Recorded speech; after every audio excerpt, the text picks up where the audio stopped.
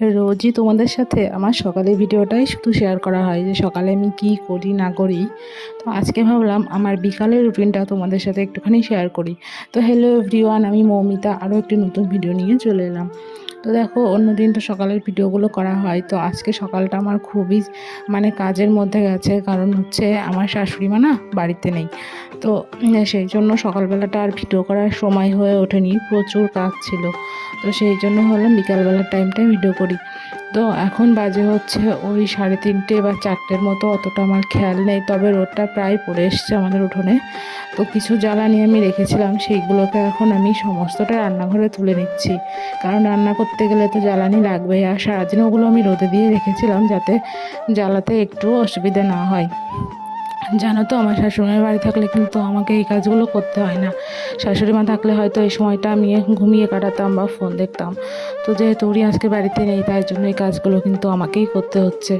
তো তারপরে সমস্ত জ্বালানি কাঠি তুলে নিয়েছিলাম, আর যেহেতু অনেকটা ধুলোর কাজ, সেই জন্য কলে গিয়ে ভালো করে আগে হাত মুখ সমস্তটা ধুয়ে আসলাম। ধুয়ে এসে তারপর দেখলাম শাখাটা একদম পুরো হলুদ হয়ে গেছে। তো সেই জন্য একটু লেবু নিয়ে ঘষে ঘষে শাখাটা পরিষ্কার করে দিলাম। জানো তো, বিয়ের পর এই শাখা পরিষ্কার করা নিয়ে আমার খুব অসুবিধা হতো। শাখাটা আমি কিছুতেই ভালো করে পরিষ্কার করতে পারতাম না। মানুষ তো অভ্যেসের দাস, তাই না বলো? সেই জন্য দেখো, আস্তে আস্তে কিন্তু সমস্তটাই অভ্যেস হয়ে গেছে, এখন কিন্তু খুব সুন্দর করে পরিষ্কার করে নিতে পারি। তো তারপর শাখা টাকা পরিষ্কার করে নিয়ে চলে এসেছিলাম ঘরে। যেহেতু আমাদের গ্রামের বাড়ি আর চাষি বাড়ি, সেই জন্য হচ্ছে সকাল আর বিকালে কিন্তু ঘর উঠোন একদম ঝাড় দিয়ে দিতে হয়। আর আমাদের কিন্তু ফসল এসছে, হচ্ছে তিল এসেছে, সেই জন্য এই দিককার উঠোনটা আমি কিন্তু সকালে একটুখানি লেপেছিলাম। আর যেহেতু গোবর ছিল না, সেই জন্য আর এই পাশটা লেপা হয়নি। তো এই পাশটাতে এখন আমি সুন্দর করে আগে ঝাড় দিয়ে দিচ্ছি। ঝাড় দিয়ে তারপরে আমি হচ্ছে গোবর হয়েছে সারাদিনের, সেই গোবরটুকু দিয়েই হচ্ছে এখানে যতটা হয় সেই উঠোনটুকু আমি লেপে দেবো। আর উঠোন বাড়ি লেপা থাকলে তো গ্রামের বাড়ির সৌন্দর্যই হয় অন্যরকম। আসলে এই জিনিসগুলো কিন্তু শহরে দেখা যায় না। এই যে উঠোন লেপা, ঘর লেপা, এই সমস্ত মাটির বাড়ি, এই সমস্ত কিন্তু গ্রামের দিকেই দেখা যায়। আর আমি উঠোন লেপছিলাম, আর একটা ঠাম্মা এসেছিলো, আর ঠাম্মা গল্প করছিল যে ওনারা ওনাদের সময়ে কীরকম কষ্ট করে নিজেরা একা একা একটা ফসল ঘরে তুলতো।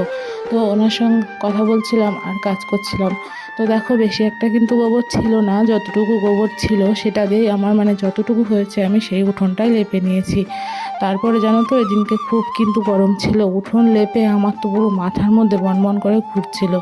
তো তারপর আবার রাত্রিবেলা দেখো করেছি লুচি। আর লুচি করা হয়েছে মেনলি এই চানার জন্য। চানাটা অনেক দিন ঘরে পড়েছিল, তাই ভাবলাম চানাটা রান্না করি। তো তারপর ভাবলাম আবার চানা মশলা করলে তার সঙ্গে